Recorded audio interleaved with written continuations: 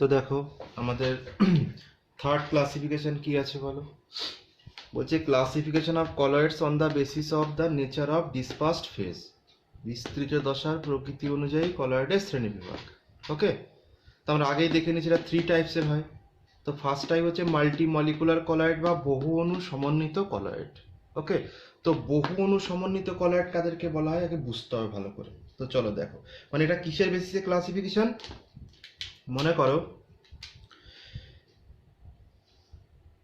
এখানে ওয়াটার রাখা হয়েছে, ভালো করে বুঝতে হবে। ওকে, এখানে কি আছে বলো, ওয়াটার আছে, ওয়াটার পার্টিকেলস রয়েছে H2। ওকে, কি করা হলো দেখো, এখান থেকে মনে করো গোল্ড পার্টিকেলসকে এর মধ্যে অ্যাড করা হলো, গোল্ড পার্টিকেলস AuK। ওকে, তো গোল্ড পার্টিকেলসকে যখন এর মধ্যে দেওয়া হলো তখন কি হবে বলো, গোল্ড পার্টিকেলস এর মধ্যে ছড়িয়ে যাবে সলিউশনের মধ্যে, তাই না? যখনই ওয়াটারের মধ্যে গোল্ড দেওয়া হবে তো গোল্ড কি করবে বলো, এর মধ্যে চলে আসবে। তো বক্তব্য হচ্ছে আমাদের মাথায় একটা কোশ্চেন আসা উচিত ছিল, আসেনি, সেটা কি বলো। বলছে গোল্ডের সাইজ, একটা গোল্ড পার্টিকেলসের সাইজ কি 1 ন্যানোমিটারের থেকে বেশি হয়? বলছে না, যে গোল্ডের সাইজ, গোল্ডের যে পার্টিকেলস তার সাইজ কি হয় বলো, খুবই ছোট হয়। গোল্ডের পার্টিকেলসের সাইজ যদি ছোট হয় তাহলে গোল্ড কিভাবে কলয়েডাল রেঞ্জে আসছে? ফ্যাক্ট বোঝা গেছে। বলছে গোল্ড তো একটা মানে অ্যাটম হচ্ছে এতটাই ছোট যে তার ভ্যালু মানে তার সাইজ কি হবে বলো, 1 ন্যানোমিটার থেকে অনেক কম হবে। যদি তার 1 ন্যানোমিটার থেকে অনেক কম হয়ে যায় তাহলে গোল্ড কিভাবে সলিউশনের মধ্যে সলিউশনের মধ্যে কলয়েড কলয়েড হিসেবে কাজ করছে? ফ্যাক্ট বোঝা গেছে।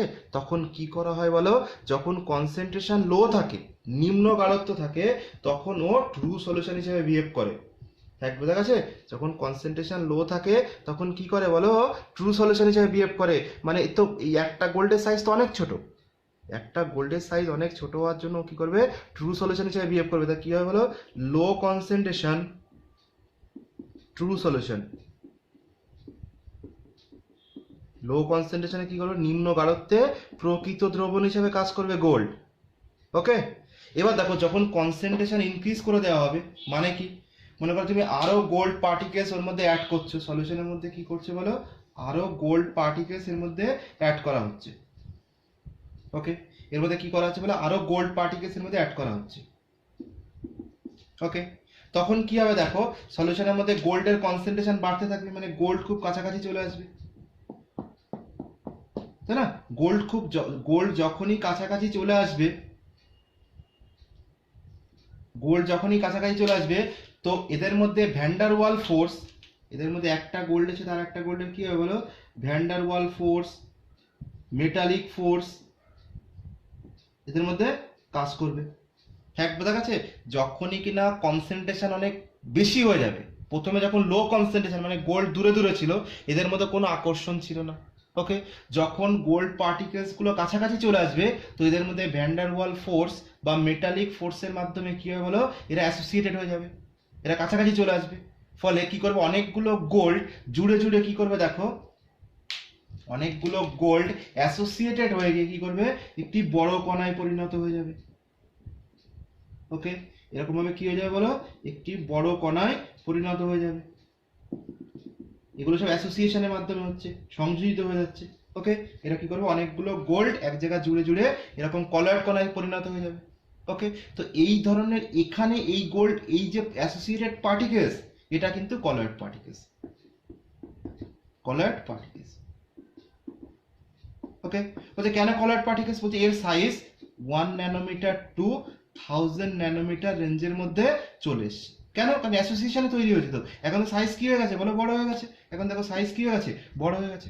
কিন্তু যখন কনসেন্ট্রেশন লো ছিল তখন ও পার্টিকেলস এর মধ্যে ইন্টারাকশন কাজ করতে পারছে না, কারণ দূরে দূরে রয়েছে পার্টিকেলস। ওকে, তো ট্রু সলিউশন, কারণ একটা গোল্ডের সাইজ কলয়েড কণার রেঞ্জের থেকে কম, তো কি সলিউশন তৈরি করবে, ট্রু সলিউশন। যখনই কিনা সলিউশনের মধ্যে গোল্ডকে অ্যাড করে দেওয়া হয়েছে তো গোল্ড কি হয়েছে, কাছাকাছি চলে এসেছে, কনসেন্ট্রেট সলিউশন। তো কি হলো, কনসেন্ট্রেট সলিউশন কি হবে বলো, কলয়েডাল সলিউশন, কলয়েডাল পার্টিকেল হিসেবে কাজ করবে, তাই না? Colloidal particle. দেখো কনসেন্ট্রেট সলিউশনে কি করে বলো, কলয়েডাল পার্টিকেল হিসাবে কাজ করবে। কেন? কারণ এদের মধ্যে অ্যাট্রাকশন কাজ করছে, কম্বাইন করে অ্যাসোসিয়েটেড হয়ে জুড়ে জুড়ে কি তৈরি করছে, 1 ন্যানোমিটার থেকে 1000 ন্যানোমিটার রেঞ্জে চলে আসছে। ওকে, এই জন্য এটা কি হয়ে যাবে বলো, কলয়েড কণায় পরিণত হয়ে যাবে। ওকে, তো দেখো তো এখানে যে গোল্ডের যে অ্যাসোসিয়েশন হয়েছে, এই গোল্ডের অ্যাসোসিয়েশনের মধ্যে কি গোল্ডের একটা পার্টিকেলস রয়েছে না, অনেকগুলো পার্টিকেলসে তৈরি। তো এই জন্য নাম বহু অণু সমন্বিত কলয়েড বা মাল্টি মলিকুলার কলয়েড। কিভাবে হয় বোঝা গেছে? যখন কনসেন্ট্রেট সলিউশনের মধ্যে কনসেন্ট্রেশন বেড়ে যায় সলিউশনের, তখন কি বলে পার্টিকেলস কি করে বলো, নিজেদের মধ্যে মেটালিক ফোর্স বা ভ্যান্ডার ওয়াল ফোর্সের মাধ্যমে অ্যাসোসিয়েশন হয়ে যায়, জুড়ে যায়, জুড়ে জুড়ে বড় পার্টিকেলসে পরিণত হয় এবং কলয়েড কণার রেঞ্জে চলে আসে। তো একে আমরা কি বলবো বলো, একে আমরা বলবো মাল্টি মলিকুলার কলয়েড বা বহু অণু সমন্বিত কলয়েড। ওকে, এই একটা পার্টিকেলসকে কেমন দেখতে হয় দেখো, এই পার্টিকেলস অ্যাকচুয়ালি কেমন দেখতে হয়, মানে এর মধ্যে এরকম গোল্ড এ ইউ এর মধ্যে ইন্টারাকশন করে থাকে, একটা এইউ আর একটা এইউ এর সঙ্গে এইভাবে গোল্ড পার্টিকেলস গুলো কি করে বলো, নিজেদের মধ্যে ভ্যান্ডার ওয়াল ফোর্স বা মেটালিক ফোর্সের মাধ্যমে অ্যাটাচ থাকে, তাই না? এটাকে কি বলা হয়, ভ্যান্ডার ওয়ালস ফোর্স বা metallic force, van der Waals force. Okay, van der Waals আকর্ষণ বল। ক্লিয়ার আছে? আর এটা একটা বড় কণায় পরিণত হয়ে যায়। ওকে, যার যার কিনা বলো পার্টিকেল সাইজ কি হয়ে যায় বলো, 1 ন্যানোমিটার থেকে 1000 ন্যানোমিটার রেঞ্জের মধ্যে চলে আসে। ওকে, যেহেতু এর পার্টিকেল সাইজ 1 ন্যানোমিটার থেকে 1000 ন্যানোমিটার রেঞ্জের মধ্যে চলে আসছে, তো এটাকে কি বলা হয় বলো, মাল্টি মলিকুলার কলয়েড। যেহেতু এর মধ্যে একটা কলয়েড পার্টিকেলসের মধ্যে মাল্টি মলিকুলস প্রেজেন্ট রয়েছে, মাল্টি অ্যাটম প্রেজেন্ট রয়েছে, তাই না? দেখো মাল্টি মলিকুলার কলয়েড। তাহলে লো কনসেন্ট্রেশনে কি হয় বলো, ইন্টারঅ্যাকশন এদের মধ্যে কম থাকে, ট্রু সলিউশন হয়। যখন কনসেন্ট্রেশন বাড়িয়ে দেওয়া হয়, এদের মধ্যে অ্যাট্রাকটিভ ফোর্স কাজ করা স্টার্ট করে দেয়, ফলে কি হয়ে যায় বলো, অ্যাসোসিয়েশন হয়ে গিয়ে কলয়েড পার্টিকেলের রেঞ্জে চলে আসে। ওকে, ওকে, তো এটাকে কি বলা হয় বলো, মাল্টি মলিকুলার কলয়েড বা বহু অণু সমন্বিত কলয়েড। তো লেখাটা কিরকম ভাবে লেখো, দেখো লিখে দিচ্ছি। ওকে, চলো লিখে নাও। তাহলে ফার্স্টের কি বলছে বলো, দেখো these colloids consist of particles that are large aggregate of atoms or molecules. Okay, aggregate of atoms or molecules মানে কি, তুমি দেখতেই পেয়েছো যে গোল্ড পার্টিকেলস এর মধ্যে কি ছিল, অনেকগুলো পার্টিকেলস এর সমন্বয়ে তৈরি হয়। সেকেন্ড হচ্ছে দ্য অ্যাটমস অ্যান্ড মলিকিউলস আর held together by weak van der Waals force or metallic force. যে এখানে যে গোল্ডের পার্টিকেলস ছিল, তুমি আমরা দেখেছি যে মনে করো এটা একটা গোল্ডের কলয়েড কীভাবে তৈরি হয়েছে বলে, অনেকগুলো গোল্ডের সমন্বয়ে তৈরি হয়েছে। First point, large number of associated molecules নিয়ে তৈরি হয়েছে। নেক্সট বলছে এদের মধ্যে যে অ্যাট্রাকশন ছিল এক একটা গোল্ডের মধ্যে, কী ধরনের অ্যাট্রাকশন ছিল, ভ্যান্ডার ওয়াল অ্যাট্রাকশন আর মেটালিক ফোর্স ছিল। ওকে, আর এই ধরনের কলয়েড জেনারেলি কী হয় বলো, লায়োফোবিক কলয়েডস হয়। ওকে, এই ধরনের কলয়েড লায়োফোবিক হবে। ওকে, এটা দ্রাবক বিকর্ষী প্রকৃতির হয়, যেমন এক্সাম্পল গোল্ড সল, সালফার সল এক্সেট্রা। ওকে, নেক্সট কি বলছে দেখো, তো বাংলায় লিখে নাও, যেসব কলয়েডের বিস্তৃত দশা বহু সংখ্যক পরমাণু বা ক্ষুদ্র ক্ষুদ্র অণুর একত্রীভবনের ফলে সৃষ্টি হয়, তাদের বহু অণু সমন্বিত কলয়েড বলে।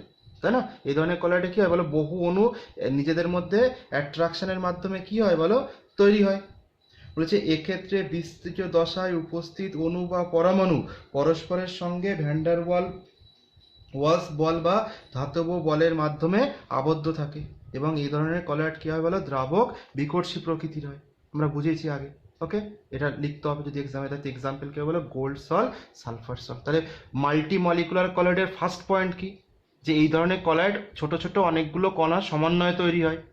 সেকেন্ড পয়েন্ট কি বলছে, যে এদের মধ্যে কোন ধরনের বল কাজ করে বলো, ভ্যান্ডার ওয়াল ফোর্স বা মেটালিক ফোর্স কাজ করে। আর থার্ড কি বলছে বলো, এই ধরনের কলয়েড কি ধরনের ক্যারেক্টার হয়, লায়োফোবিক কলয়েড হয়। ওকে, এক্সাম্পল গোল্ড সল, সালফার সল এক্সেট্রা। ওকে, ভিডিও পজ করে টুকে নেবে। ঠিক আছে, চলো দেখো আমাদের নেক্সট পড়তে হবে সেকেন্ড টাইপ। দেখো হেডিং দাও, ম্যাক্রোমলিকুলার কলয়েড।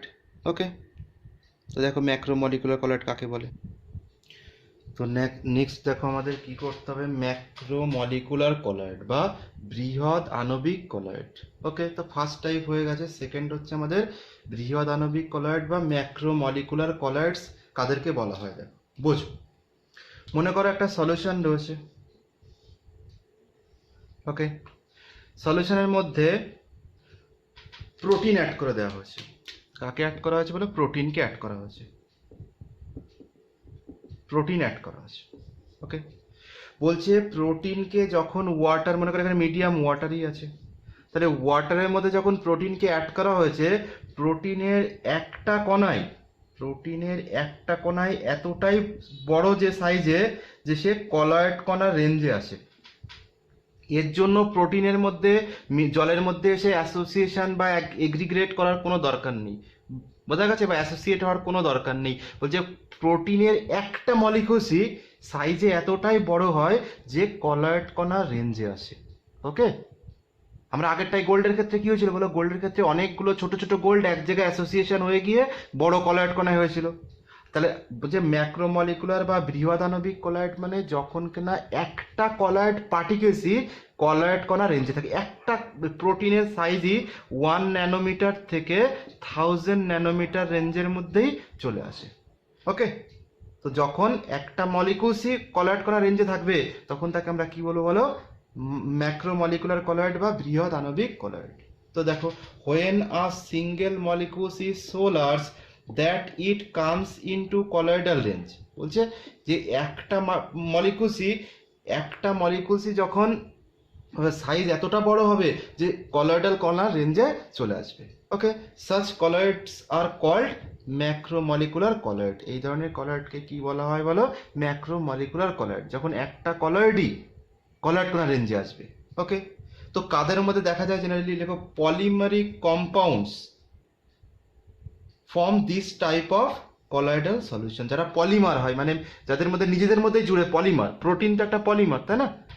যেমন এক্সাম্পল কি, স্টার্চ, প্রোটিন, জিলেটিন, এগুলো সব পলিমারিক কম্পাউন্ড। ওকে, পলিমার মানে অনেকগুলো মনোমার, ক্ষুদ্র ক্ষুদ্র অণুর সমন্বয়ে একটা প্রোটিন অণুই অনেক বড় অণু। ওকে, তো পলিমারিক কম্পাউন্ডস কি করে বলে? এই টাইপ অফ কলয়েডাল সলিউশন তৈরি করে। ওকে, এবং এর ক্যারেক্টার কিরকম হয়? যেহেতু এরা পলিমারিক মানে অ্যাট্রাকশন রয়েছে, তো এরা কি হয় বলো? লিওফিলিক কলয়েডস হয়। These are লিওফিলিক colloids. ওকে, এরা কি হয় বলো? লিওফিলিক কলয়েড হয়।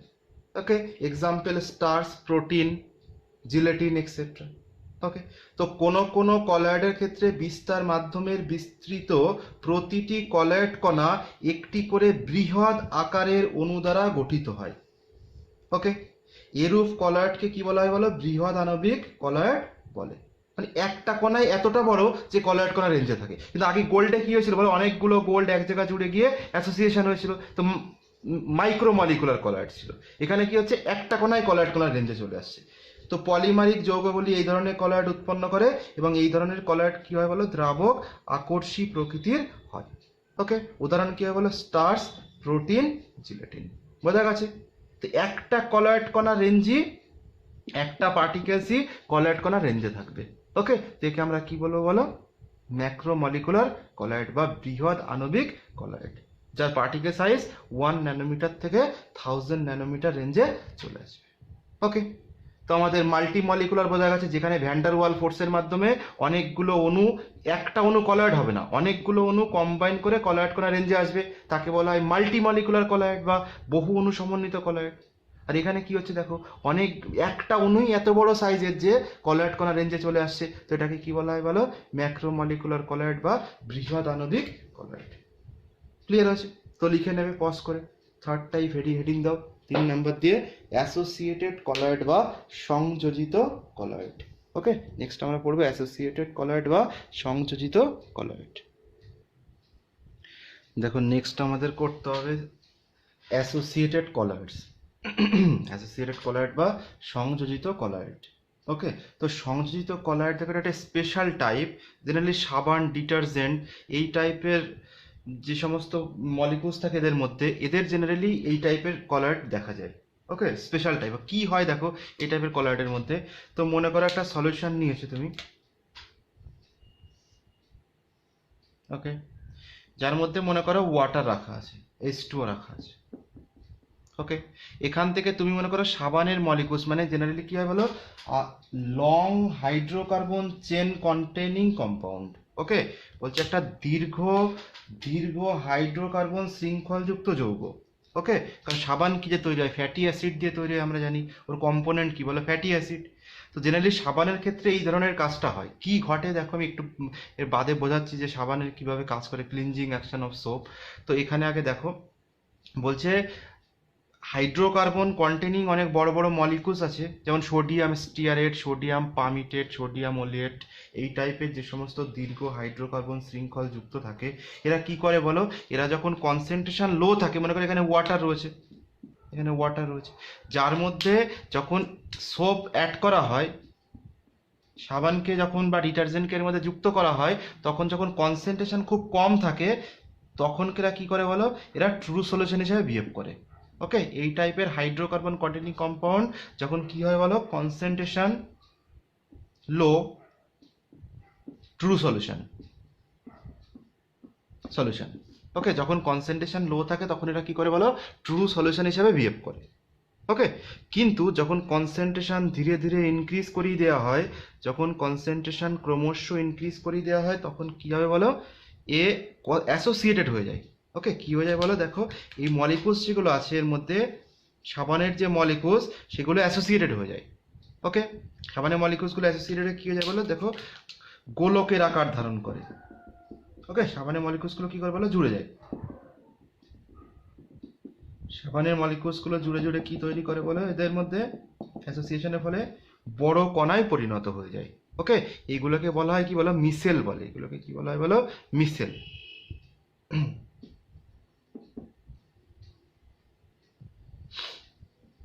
ওকে, মিসেল বলে।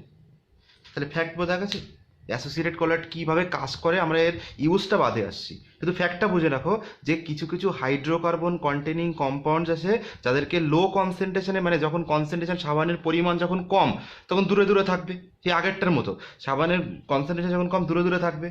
তো এদেরকে যখন কনসেন্ট্রেশন লো থাকবে ট্রু সলিউশন হিসেবে বিহেভ করবে, এবং যখন ধীরে ধীরে কনসেন্ট্রেশন বাড়ানো হবে, এদের মধ্যে আকর্ষণ বলের প্রভাবে কি করে বলে, এরা সব জুড়ে গিয়ে অ্যাসোসিয়েটেড হয়ে গিয়ে কি করে বলো, বড় কণায় পরিণত হবে। এই ধরনের কলায়েডকে কি বলা হয় বলো, অ্যাসোসিয়েটেড কলায়েড বা মিসেল। ফ্যাক্ট বোঝা গেছে। তো কি বলছে দেখো, বলছে when a large hydrocarbon chain containing compound is dissolved at low concentration, যখন কি করা হয় বলো, লো কনসেন্ট্রেশন এদেরকে ডিজলভ করানো হচ্ছে, বলছে ইট ফর্ম ট্রু সলিউশন। একদমই তাই, দেখতেই পাচ্ছ যখন কনসেন্ট্রেশন কম আছে তখন এ কি হিসাবে কাজ করছে বলো, true solution. but it form true solution when concentration is increased, যখন concentration increase করা হচ্ছে, molecules start to aggregate particles মানে কি, এটা কম্বাইন করে জুড়ে যাচ্ছে, এই যে দেখো এটা কম্বাইন করে জুড়ে যাচ্ছে, তাই না। aggregate particle which comes into colloidal range is called as associated colloid or micelle, তাই না। যখন এটা নির্দিষ্ট কনসেন্ট্রেশনের পরে গিয়ে কি করছে বলো, এই মলিকুলসগুলো জুড়ে গিয়ে বড় কণায় পরিণত হয়ে যাচ্ছে এবং কলয়েড কণা রেঞ্জে আসছে। আগে দেখো একটা হাইড্রোকার্বন কন্টেনিং কম্পাউন্ড কলয়েড কণা হচ্ছে না কেন, তার রেঞ্জ ওই যে পার্টিকেল সাইজ 1 ন্যানোমিটারে কম হচ্ছে, একটা সোপের যে পার্টিকেল তার সাইজ 1 ন্যানোমিটার থেকে কম। তো ট্রু সলিউশন, যখন কনসেন্ট্রেশন বেড়ে যাচ্ছে তখন কাছাকাছি হয়ে অ্যাসোসিয়েট হয়ে এগ্রিগেট করে কি করছে বলো, জুড়ে যাচ্ছে, অ্যাসোসিয়েটেড হয়ে যাচ্ছে। অ্যাসোসিয়েট হয়ে কি হচ্ছে বলো, কলয়েড কণা রেঞ্জে চলে আসছে। আর কলয়েড কণা রেঞ্জে চলে আসছে, তো একে বলা হয় associated colloid or micelle. Okay, generally এটা special case, soap, detergent, quaternary ammonium salt, polyethylene oxide, এদের ক্ষেত্রে এই জিনিস দেখা যায়। মেনলি হচ্ছে আমাদের মেন এক্সাম্পল সোপ আর ডিটারজেন্ট। ওকে, সোপ এবং ডিটারজেন্টের ক্ষেত্রে কি হয় বলো, এটা দেখা যায়। ক্লিয়ার আছে। তো কি দেখো বাংলায় কি বুঝবো, যে দীর্ঘ হাইড্রোকার্বন শৃঙ্খলযুক্ত কিছু কিছু বিশেষ যৌগের আণবিক বা আয়নীয় সংযোজন, তো এদের মধ্যে এরা আয়নীয় কম্পাউন্ড হয়। সোপের যে পার্টিকেলস থাকে সোডিয়াম স্টিয়ারেট বা সোডিয়াম ওলেট বা সোডিয়াম পামিটেট, এরা কি হয় বলো, এরা আয়নীয় কম্পাউন্ডস হয় এবং এদের মধ্যে লং হাইড্রোকার্বন চেন থাকে। ওকে, এরা আয়নীয় বা সংযোজনের ফলে কি হয় বলো, কলয়েড কণা উৎপন্ন হয়, ফলে কলয়েড উৎপন্ন করে, তাকে সংযোজিত কলয়েড বলে। ওকে, মানে দীর্ঘ হাইড্রোকার্বন শৃঙ্খলযুক্ত কিছু বিশেষ জৈব যৌগের আণবিক বা আয়নীয় সংযোজনের ফলে যে কলয়েড উৎপন্ন হয় তাকে সংযোজিত কলয়েড বলে। ওকে, তাকে সংযোজিত কলয়েড বলছে যে। আর এই ধরনের কলয়েডগুলি নিম্ন গাঢ়ত্বে প্রকৃত দ্রবণ, কিন্তু দ্রবণের একটি নির্দিষ্ট গাঢ়ত্বের উপরে হাইড্রোকার্বন শৃঙ্খলযুক্ত আয়নগুলি জোটবদ্ধ হয়ে, দেখো জোটবদ্ধ, জুড়ে যাচ্ছে না, জোটবদ্ধ হয়ে গোলকের আকার ধারণ করে। এরা সব জোটবদ্ধ হয়ে গোলকের আকার ধারণ করে। ওকে, এবং কলয়েড কণার আকার প্রাপ্ত হয়। এই জোটবদ্ধ আয়নগুলিকে কি বলে বলো? মিশেল বলে। এই জোটবদ্ধ আয়নগুলিকে কি বলা হয়? মিশেল। উদাহরণ কি হবে? সাবান, ডিটারজেন্ট ইত্যাদি। ওকে, সাবান, ডিটারজেন্ট এই টাইপের মেন এক্সাম্পল। বা পলি, এই দুটো হতে পারে কোয়াটার্নারি অ্যামোনিয়াম লবণ বা পলিইথিলিন অক্সাইড, এটাও হতে পারে। ওকে, ফ্যাক্ট বোঝা গেছে? তাহলে এটা হচ্ছে হাইড্রোকার্বন কন্টেনিং মলিকিউলসের ক্ষেত্রেই দেখা যায়, মানে সোপ বা ডিটারজেন্ট কিভাবে মিশেল ফর্মেশন হয় আমরা দেখাচ্ছি। ওকে, যে সাবান কিভাবে পরিষ্কার করে বা ক্লিনজিং অ্যাকশন অফ সোপ সেটা কিভাবে হয় সেটা আমরা দেখবো, বুঝে যাব। ওকে, তাহলে এখানে কি হচ্ছে বলো? কনসেন্ট্রেশন লো থাকলে কি হিসাবে বিহেভ করবে? True solution. কিন্তু কনসেন্ট্রেশন যখন, এটা হচ্ছে হাই কনসেন্ট্রেশন ইনক্রিজ করা হয়েছে, হাই কনসেন্ট্রেশন কি হিসাবে বিহেভ করে বলো? Colloid particles.